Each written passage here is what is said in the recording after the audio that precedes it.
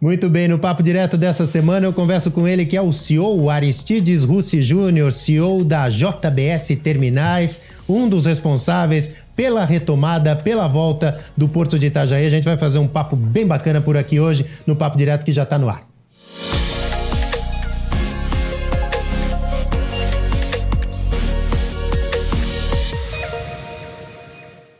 E esse cara que nós temos aqui no estúdio hoje, ele é natural de Itajaí, então o papo vai rolar de peixeiro para peixeiro, formado em logística, e de um peixeiro da Fazendinha para um peixeiro da Praia Brava. É isso aí, Júnior. Tudo bem? Prazer te receber aqui, cara. Tudo bem, Marcelo. Obrigado aí pelo convite. É um prazer enorme estar aqui podendo bater um papo, né? É isso aí. E que alegria, né? Que bom. Fazendinha, Praia Brava. Exatamente. Dois peixeiros. Marcilistas. Tá, total, né, cara? Agora que fase a nossa, hein? Faz parte, né? A gente tá acostumado já, né? O processo é doloroso. Ô, Júnior, conta um pouquinho pra gente. Você é formado em logística, gestão portuária, teve uma trajetória de idas e vindas aqui no Porto de Itajaí. Como é que começou toda essa história? O cara que pegava o ônibus lá na Praia Brava em direção ao centro criou esse nome e esse respeito no setor logístico portuário? A história, ela é longa, né? As pessoas, às vezes, elas perguntam até, mas você já está com 47 anos, é isso mesmo? Eu falo, eu comecei como estagiário na autoridade portuária ainda. Naquela oportunidade a gente precisava, obviamente, trabalhar, né, Marcelo? Precisava ter uma formação e aí eu acabei tendo a oportunidade de fazer um estágio na autoridade portuária, aquele estágio de meio período. E aí eu acabei insistindo para ocupar o meu tempo inteiro, porque eu saía do porto meio-dia, voltava para casa e depois ia para a faculdade. Então eu tinha um tempo ali ocioso que eu precisava encontrar uma outra atividade. Uma atividade. Fui tão persistente, chato. Na época, o Éder Cassiano Moritz, que é uma pessoa que eu tenho uma gratidão enorme, acabou me dando a oportunidade de... você está entregando aí um trabalho bacana, sangue nos olhos, né? Como a gente costuma falar. Até ficar aí mais um período. Aí eu acabei ficando 2 períodos e aí a história no Porto começa. 2001 para 2002 eu saí da autoridade portuária como estagiário. Fui na época para o Teconv. E aí do Teconv eu desenvolvi toda a minha carreira. Tive um período no Nordeste, depois voltei para Itajaí. Depois voltei para o Nordeste e agora voltei para Itajaí. E com um desafio gigantesco. Eu imagino que... eu até comentava sempre no meu programa de rádio pelas manhãs aqui, naquele período que a gente teve a paralisação do Porto, né? E não estou acusando, isso aí é outra história, né? Para quem foram os responsáveis para isso, viu, Júnior?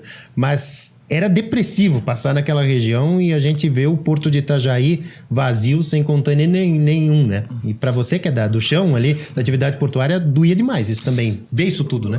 E eu acabei, lógico que a gente teve um período ali de desmobilização, né? Até a nossa saída, até a saída da APM, né?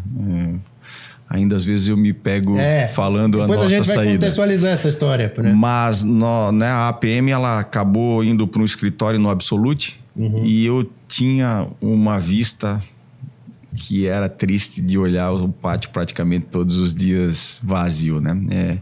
Eram momentos distintos, porque eu ficava um pouco aqui, né? E ficava algumas semanas no Nordeste. E aí era aquela mistura de sentimentos. Estava abrindo um novo empreendimento lá, um investimento de 2,8 bi de reais. E aqui a gente... numa situação completamente contrária, sem perspectiva, e nos afeta, né? Porque foi uma coisa que a gente deu uma pequena contribuição e aconteceu o que aconteceu, e não vamos fazer juízo de valor, claro, de culpados, não é esse o ponto. O importante é que mas passou, de fato machuca, né? Machuca, mas passou. E agora eu tenho certeza que as lições foram aprendidas, acima de tudo. Exatamente. Nós estamos aí, a gente vai poder falar um pouquinho mais do nosso contrato, mas tem até o final de 2027 para a gente tomar aí novos rumos para o Porto de Itajaí com investimentos, tornar mais competitivo e etc. E permanecer, né? Eu acho que o grande legado que a JBS Terminais deixa na cidade, independentemente do futuro, óbvio que o nosso desejo é ficar. ficar. Isso não é segredo para ninguém, né? Mas o legado que a gente deixa aqui como empresa é da retomada, do Porto ter o seu protagonismo novamente no comércio exterior. Até porque, e você falando desse trabalho da JBS, em 2025 vocês já encerraram com uma movimentação acima do último ano antes da paralisação, que foi 2022, né? 2022, né? Houveram aí algumas notícias de que o Porto cresceu 1000%, tantos por cento, e aí as pessoas começam, mas 1000% de zero. A gente precisa olhar sempre o copo meio cheio, né? Isso. Mas se a gente quer fazer um comparativo, então, justo. Banana com banana, em 2022 a gente cresceu 11%. Então é um número que a gente tem que estar muito orgulhoso do trabalho que o time fez, né? E aí, quando eu falo time aqui, é todo mundo, né, Marcelo? Independentemente se é trabalhador portuário avulso ou não, nós não fizemos esse tipo de distinção, todo mundo tem o mesmo valor, todo mundo tem a sua importância, tem a sua contribuição, porque no final tudo é feito através das pessoas. Eu até tenho uma palavra que eu não gosto, que as pessoas usam. O nosso principal ativo são as pessoas. As pessoas não são ativos, né? As pessoas são as pessoas. São pessoas, né? As pessoas são... através dela que a gente entrega o nosso resultado, que a gente devolve valor para a sociedade, etc. Então a gente está aí numa curva, uma ascendência fantástica. Nosso primeiro ano de arrendamento de fato do ano de 2025. Quando a gente olha a ANTAC, que é a agência que regula o nosso setor, a gente consegue buscar lá todos os arrendamentos do ano 2006 ali para frente. Vamos assim olhar um comparativo. O primeiro ano de operação do nosso arrendamento, ele é o melhor de toda a história. Ninguém fez próximo de 400 mil containers, né, de 20 pés, que é a TEUs, né, a unidade medida para vir para container de 20 pés. Quem tinha feito mais tinha feito próximo de 180 mil TEUs. Então nós chegamos a quase 400 mil TEUs. Já rompemos, né, desde que a gente começou, já fizemos 430 mil TEUs, mas se a gente já pegar esse mês de janeiro aí, que também vai ser um mês fantástico para a gente. Então nós estamos muito felizes com o que a gente está devolvendo para a sociedade, que esse é o legado mais importante. Você integrou, falou da Teconv, da EPM e evidentemente o teu perfil era o perfil indicado. Itajaense, conhece o mercado, foi o perfil indicado para vestir a camisa da JBS, como você está vestindo aqui, né? E está à frente nessa retomada. Como é que foi? Como é que você recebeu esse convite? Estava lá no Nordeste, né? Foi chamado de volta para... Não é o quadro do Gugu, mas foi chamado de volta para minha terra, né? Ô Marcelo, engraçado demais, porque a gente... É uma máxima, né? O futuro a Deus pertence. Mas quando você finda um ciclo... Você imagina assim, não é algo que eu quero, né, experimentar novamente. Então eu estava muito decidido que Itajaí eu não iria voltar. Não voltaria mais. Já tinha sido... Missão cumprida, né? Como dizem nos filmes. Um capítulo na minha vida. Um capítulo na minha vida que se encerrou. Eu sempre vou ser muito grato por tudo que aconteceu na minha vida. Mas eu tinha outras aspirações profissionais e etc. Não era foco voltar para Itajaí, de fato. E quando a JBS me convidou, no primeiro momento eu não quis nem... Gente, eu acho que não é um momento, agradeço muito mesmo a lembrança do meu nome. Me sinto extremamente lisonjeado em ser lembrado, mas não é meu objetivo, eu tenho outros objetivos. Mas aí... O coração bateu. Aí houve uma outra aproximação e aí acabou que a família também, né? Pesou, né? Pesa, né? Pesa, né? A gente, quando casa, tem duas opções, Marcelo. ter razão ou ser feliz. Eu escolhi ser feliz e aí... Não teve o que fazer. Mas assim, brincadeiras à parte, super feliz. E é uma empresa fantástica. Fantástica. E é um aprendizado diário. São, no Brasil, praticamente 170 mil funcionários. É uma cidade, né? A gente não tem, né? Quando a gente está fora, a gente ouve falar de JBS, ouve falar da holding JIF, né? Mas não tem noção da grandeza, né? Só debaixo da JBS são mais de 150 marcas. Caramba. E aí quando você vai na JIF... que é o grupo, né? Que é o da grupo, JBS que é a holding. Integra a holding, né? Aí dentro da holding você tem a JBS, que dentro da JBS tem a Friboi, tem a Seara, enfim, 150 marcas. Só que daí você tem a Eldorado, que é celulose. Aí você tem a Flora, que é produtos de higiene. Caramba. Aí produtos de higiene o negócio fica... eu fiquei mais perplexo, porque o sabonete Francis... da JF. Da firma. Da firma. Da do firma. grupo. É aquele spray que a mulherada usa para cabelo, Carina.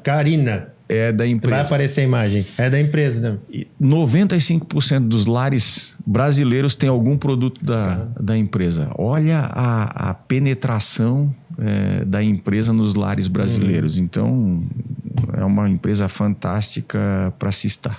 E claro, todo esse know-how, essa experiência do Júnior, de quem está na equipe, claro, com a JIF, com a JBS por trás, que dá a garantia do trabalho que deu resultado aqui e mais à frente também, né? Até porque vai ter o leilão definitivo, né? Tudo indica ainda em 2026, né? No segundo semestre. Sim. E o interesse é permanecer aqui por longos e longos anos, né? 35, né? Se eu não me engano, 35, né? Mais com 35, possibilidade né? Mais 35, isso. Exato. Ô Marcelo, eu não tenho dúvidas alguma, por experiências que eu tive no passado, de que se não fosse a forma arrojada com que a família, né, ela trabalha, nós não teríamos condições de uma empresa, num contrato transitório, investir 150 milhões de reais. Porque é um risco que você toma acreditando que você vai conseguir retornar esse investimento para o teu acionista, né? Sim. Óbvio que você é sempre positivo, mas arriscar colocar 150 milhões, então foi um risco que eles assumiram, mas a gente está fazendo um trabalho fantástico e está todo mundo extremamente feliz em ter apostado em Itajaí. Quando me chamaram e eu aceitei, eu falei, vocês podem ter certeza que não vai dar errado. Itajaí é extremamente relevante no cenário brasileiro e mundial. É um porto onde tem todo um amparo logístico na sua retaguarda, né? E o principal que eu sempre falo, as pessoas às vezes elas não olham o copo meio cheio. Navegantes foi extremamente saudável para Itajaí, desde o primeiro ano. Houveram algumas, digamos, conflitos de interesse. Sim. Mas imagina só se Navegantes não estivesse aí. Muito provavelmente, nesses 2 anos que o porto ficou parado, a carga teria fugido daqui do complexo. E aí, como é que faz para essa carga retornar? Não volta mais tão cedo, né? Então, assim, eu acho que a competição, ela te força a crescer, te força a investir, te força a criar esse espírito de eficiência, de entregar valor para o teu cliente, de atender o teu cliente com um nível de serviço lá em cima, porque, né, Marcelo, tudo que a gente faz é para o cliente. Claro. Não adianta. Se não existe cliente... essa é a lógica do negócio, se não existe cliente, não tem motivo de nós estarmos fazendo absolutamente nada. Então, essa competição aqui em Santa Catarina, ela te proporciona isso, né? Você tem Porto Nave, você tem Itapoá, são 2 terminais privados. Estão muito bem, né? Com uma infraestrutura, né? É sonho, né? Tem que realmente dar valor ao que eles construíram. E a gente, obviamente, está aqui esperando esse leilão acontecer. Esperamos ter felicidade de competir, de vencer. É um leilão, a gente obviamente tem que estar preparado para a competição, mas se nós formos felizes em colocar uma oferta que é a oferta ideal, num futuro próximo aí, de 5, 7 anos, ter um terminal pronto para competir. Que legal, até porque a competição, e eu acho que isso é um ponto importante. A gente tem visto em linhas gerais, a vida ela evoluiu muito, né? Em todos os aspectos, a indústria, o comércio, o setor de serviços e o setor portuário não é diferente, né, Júnior? A questão da tecnologia que surge todos os dias, vocês têm um laboratório vivo ali, né? E precisa, o teu concorrente está do outro lado do rio, né? As pessoas, elas olham aquela carga de... pesada, aquela coisa que parece caixa rústica. Fechada, né? Isso, Mas é muita tecnologia que envolve, né? Você tem muita automação, você tem sistemas que são caríssimos. Nosso sistema operacional é o N4, que é o Navis, é o sistema operacional classe A no mercado, é o sistema operacional mais caro para se ter em terminais. Um investimento de mais de $1,5 milhão. Então, é um investimento pesado que você tem que ter para ter esse Terminal Operating System, que a gente chama, né? Que é o sistema operacional do terminal. E aí, junto com isso, você tem toda a integração de sistema. Então, o cliente, ele quer ter visualização da cadeia como um todo. Então, a partir do momento que a gente recebe esse container, o cliente quer acompanhar em tempo real o que acontece em todas as fases até o embarque. Então, ele tem toda a possibilidade de estar rastreando a sua carga desde o momento que ele contratou um transportador. Aí, óbvio que a gente não interfere nessa dinâmica, mas a partir do momento que deu a entrada no nosso terminal, tempo real, tudo. E aí, é informado ao cliente. Informado em tempo real. E além disso, óbvio, todos os equipamentos nossos, tecnologia de ponta, informações tudo em real time. O operador usa sistema, tablet ou VMTs, depende do tipo de equipamento que ele está usando. Então, todas essas informações chegam para ele em real time a partir do sistema. Como é que está a mão de obra, hein? A gente tem e sempre divulga a questão de oportunidades de emprego nas mais diversas áreas aqui em Itajaí, em Balneário, na nossa região. Nesse setor, como é que está a capacitação? Porque nós temos a Univale, temos outras instituições também formando e colocando profissionais no mercado. O mercado tem absorvido esses profissionais? A JBS é um ponto para isso, Júnior? Ô Marcelo, a gente tem uma grande dificuldade. O que é a nossa dificuldade? O terminal, o porto, você não consegue formar profissional e vai na prateleira. É um pouquinho diferente, né? No processo. Então, nós vivemos num ambiente extremamente competitivo aqui, porque Santa Catarina, por conta de tudo que tem de benefícios fiscais e etc., acabou se estabelecendo como um polo logístico muito forte. Então, nós temos muitos agentes de cargas, muitos terminais retroportuários. Então, a competição por mão de obra, ela é fortíssima. Ela é forte. E, automaticamente, isso tem um desafio adicional para a gente encontrar pessoas. Mas a gente está muito bem servido, nosso time é fantástico. Nós temos a mão de obra avulsa, que ela é extremamente preparada. A gente tem, obviamente, como qualquer segmento, um conflito aqui e acolá. Que faz parte do processo, né? Porque o que a gente quer é não precarizar, mas ter eficiência acima de tudo, né? E a relação é extremamente saudável. Eles são extremamente preparados.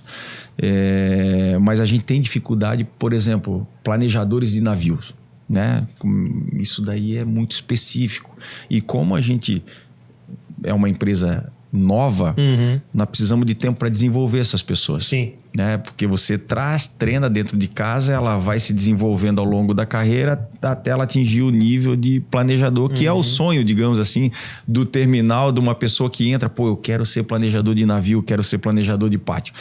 Só que isso daí você não vai na prateleira e acha alguém.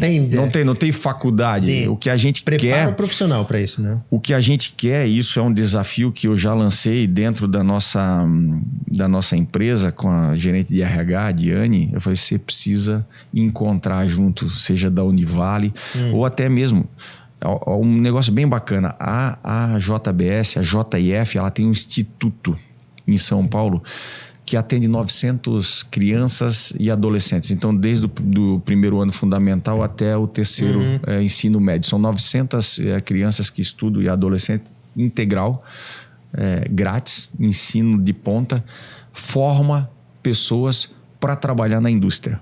Ou seja, com 16 anos, o cidadão já está ali no ensino fundamental, ele vai ser supervisor de uma loja da Swift. Olha só.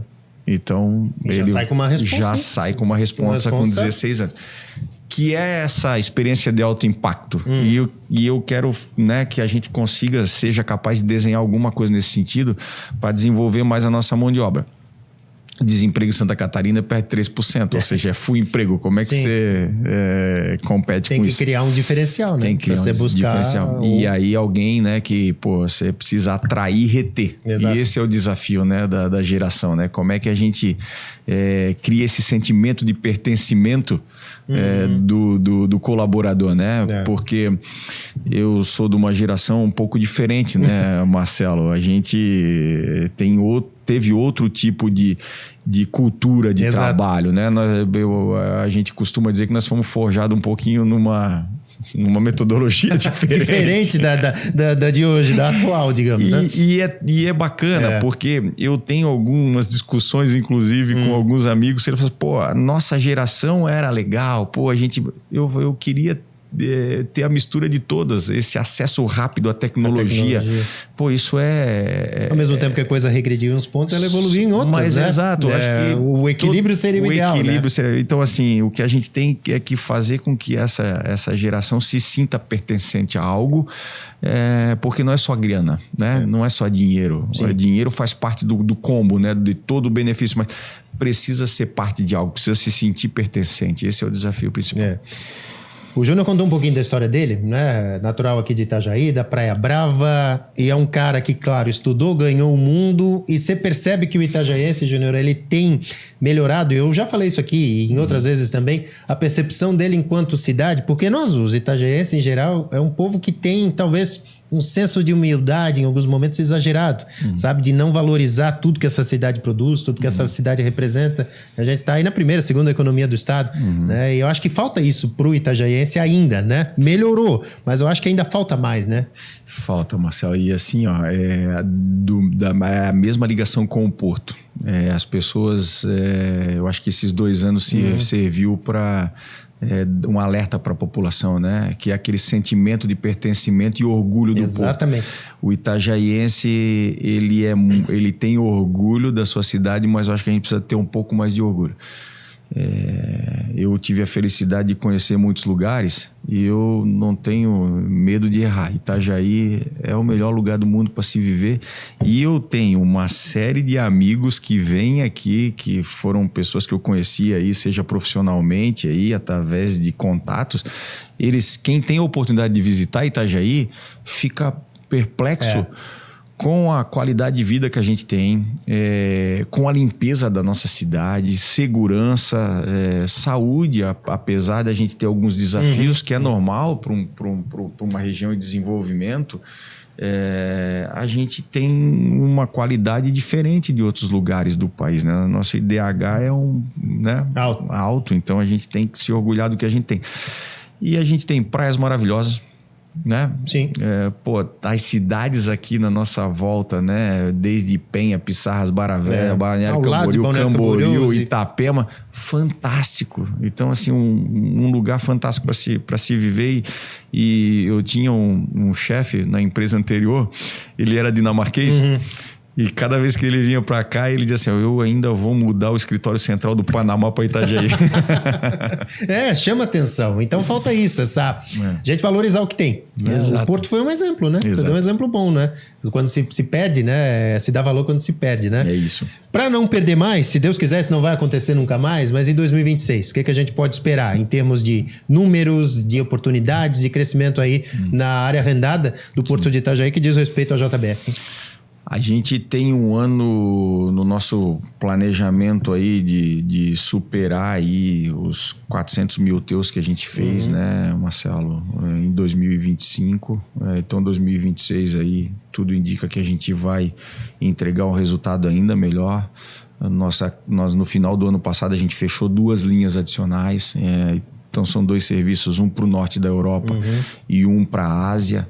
que vai nos colocar também em outro patamar de competição, de oferecer um portfólio maior de armadores aos nossos clientes finais.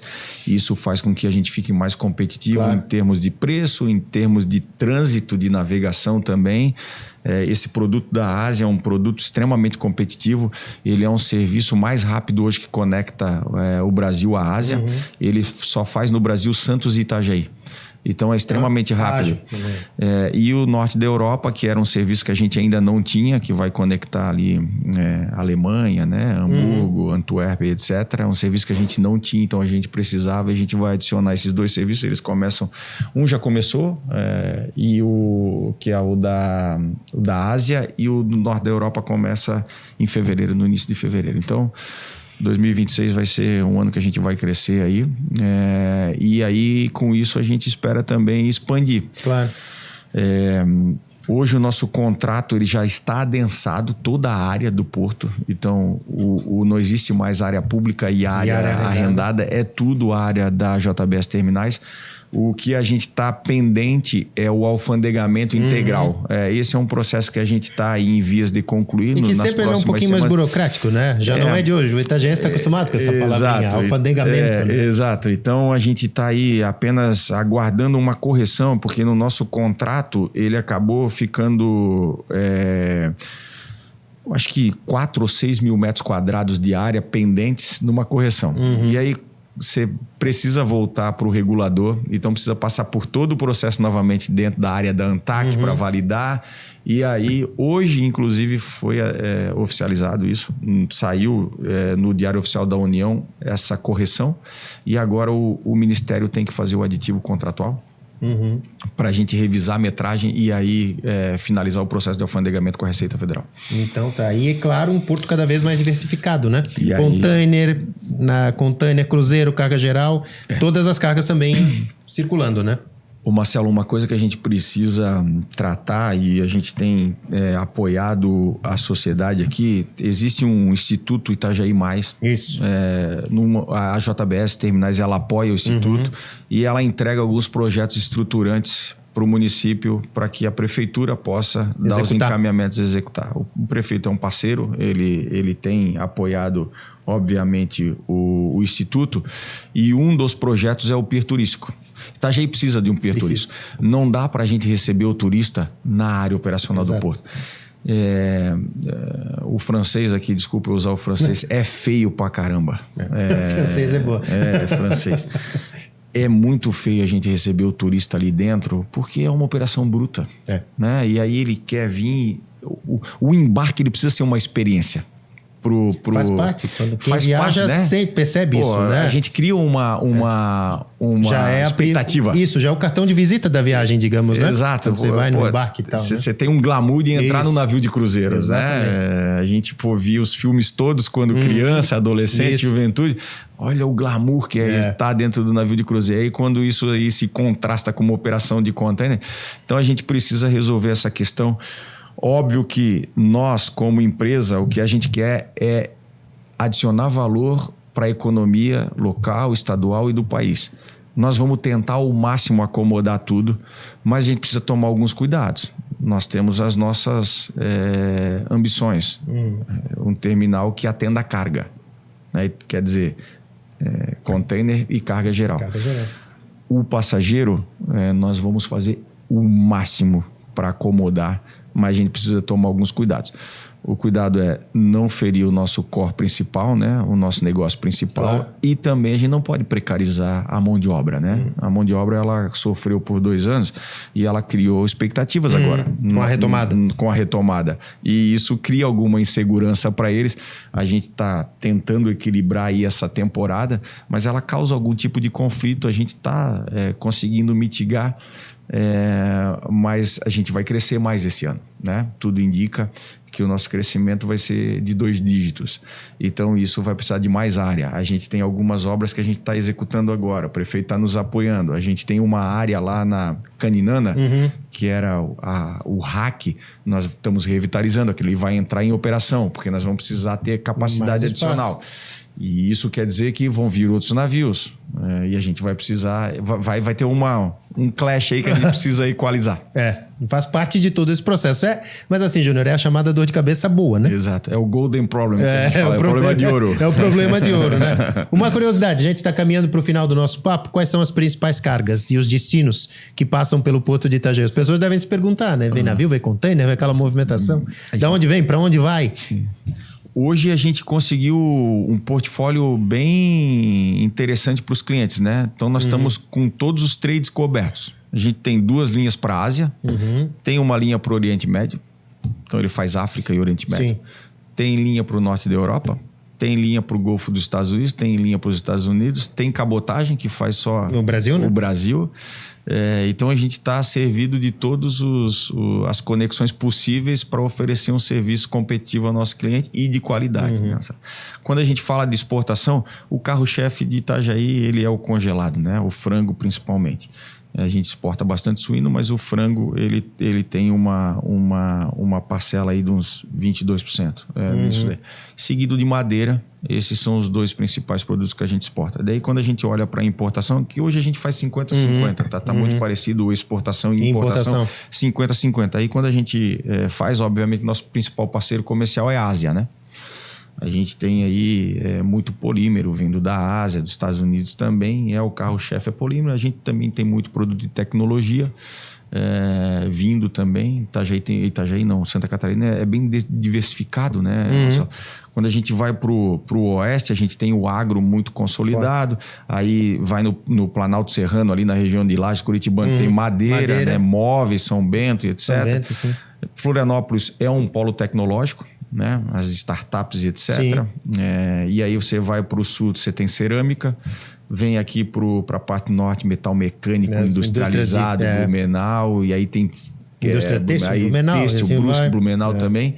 Então a gente está muito bem servido de uma economia diversa.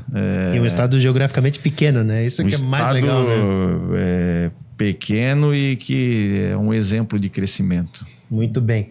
Caminhando para o final do nosso papo, quero agradecer ao Aristides Russi Júnior por esse papo. Eu não sabia, o cara é da Praia Brava, mas a Praia Brava do teu tempo era diferente dessa Praia Brava de hoje, né? A Praia Brava do meu tempo não era esse glamour todo aí, não, Marcelo. Eu só tinha o coletivo Itajaí passando lá, tá? E era branco, laranja e azul, salvo engano. Eu lembro dele. Depois eu peguei uns desses. Depois foi pro vermelho já. Obrigado pelo papo, viu, Júnior? Sucesso e que a gente sempre tenha boas notícias do Porto de Itajaí. Acho que isso é o mais importante, né? Agradeço a tua recepção aqui. Um papo muito bacana. Legal. A gente vai estar sempre à tua disposição aí para trazer boas notícias. Foi um prazer estar aqui contigo nesse papo aqui agradável. E que o Marcílio melhore também, né? Agora a gente vai enfrentar um quadrangular lá da morte. Deus, é o fim. Tomara que nós não sejamos o alvejado. Não sobe pra gente. Júnior, obrigado. Sucesso. Valeu. Tá aí o Aristides Russi Júnior batendo esse papo com a gente por aqui. Nós voltamos na semana que vem com mais um Papo Direto, 8 da noite aqui no YouTube. Grande abraço, gente. Tchau.